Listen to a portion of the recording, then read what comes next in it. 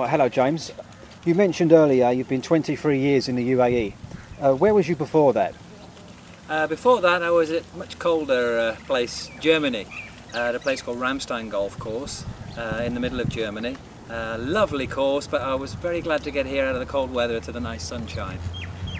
You've worked in the UAE golf industry a while now. What do you think of the current UAE golf scene and the rise of golf courses?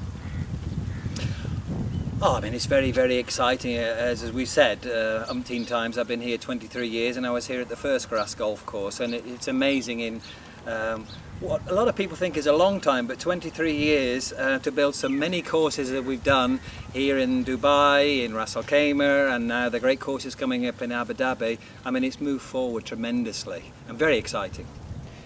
What would you like to see happen to the UAE golf scene to improve it?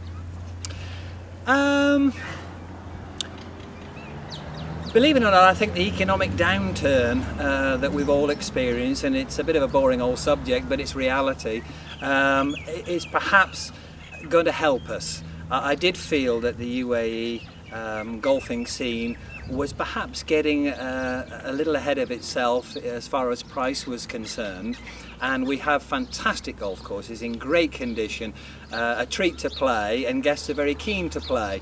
But I did feel that we were getting to a point where they were getting too expensive, and the downturn will perhaps just let us readjust those green fees to what is perhaps a little bit more realistic a price. So the combination of great courses in great condition and a very fair price, I think will set us up to move forward over the next 23, 53 years or whatever. Do you get to play much golf yourself?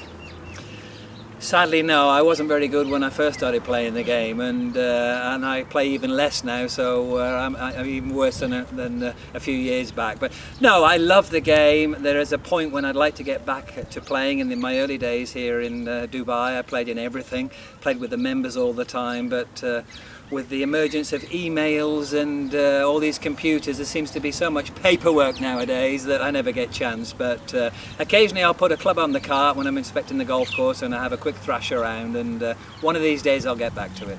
Have you played much golf around the world? Yeah, I've played in nearly every continent, I suppose, barring South America.